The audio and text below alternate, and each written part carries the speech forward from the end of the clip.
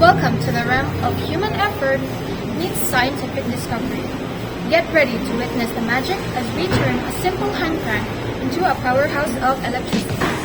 Join us on an electrifying journey of innovation and discovery.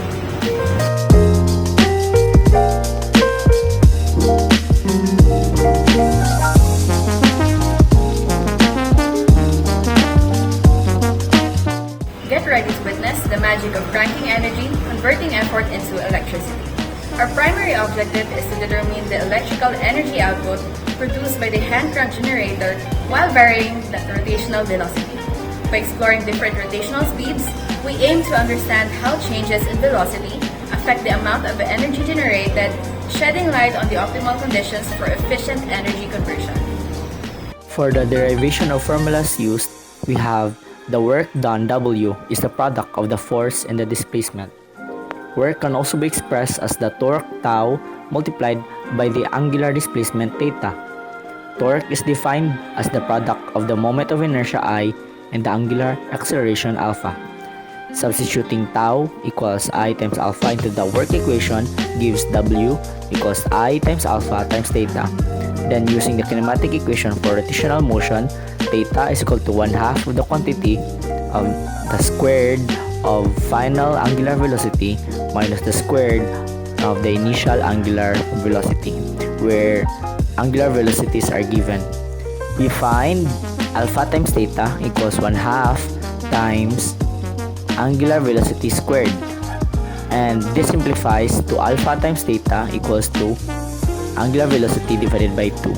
Finally, substituting alpha times theta equals angular velocity over 2 into W equals I times alpha times theta, we obtain work is equal to 1/4 of I times omega squared, which can be expressed as W equals omega times m times r squared all over 4 when considering a point mass m rotating about a fixed axis r.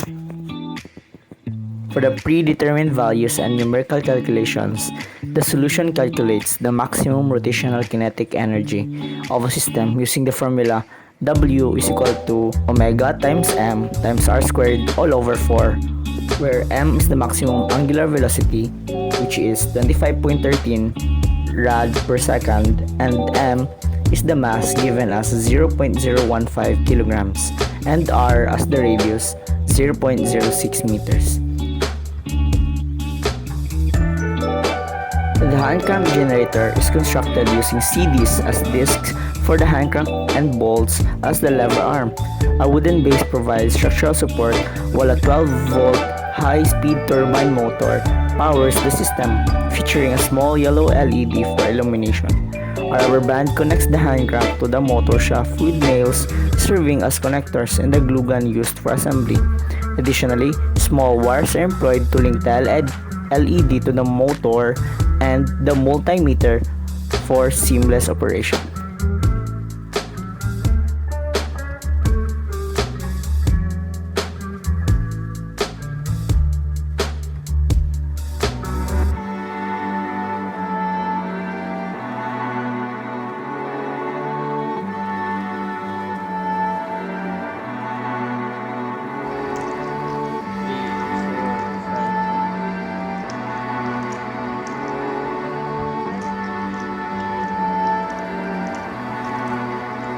Dapat doon mag-focus ako sa pagtuyok. Mag-ikot.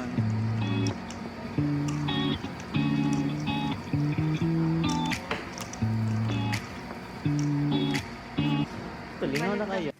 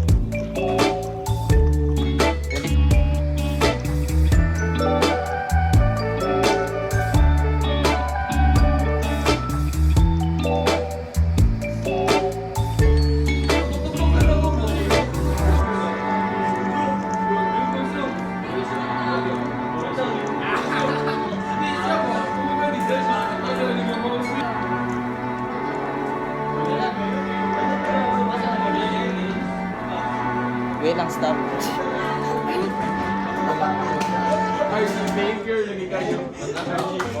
The angular velocity is determined by dividing the number of revolutions by the time taken, yielding omega is equal to 57 revolutions over 15 seconds.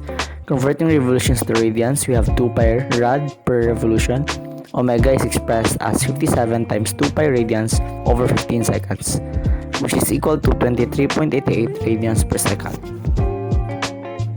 Convert all the revolutions to radians per second and plot the voltage produced during that angular velocity in order to prepare for the graphing.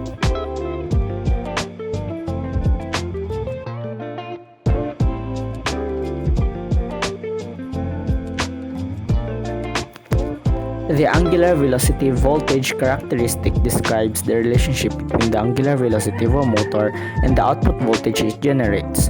As the angular velocity increases, the generated voltage also rises proportionally, demonstrating a direct linear relationship. This characteristic is crucial in applications where precise control of voltage output based on rotational speed is needed. The slope of the linear relationship can be used to determine the motor's efficiency and performance. In conclusion, the hand crank generator project effectively demonstrates the principles of work and energy. Using simple materials like CDs, bolts, and a wooden base coupled with a high-speed motor and LED, the project showcases practical applications of angular velocity and the resulting voltage generation. Understanding the angular velocity voltage characteristic and its slope is essential for optimizing motor performance and efficiency. The generator project exemplifies how mechanical motion through electromagnetic induction can produce electrical energy, underscoring key principles of electromagnetism.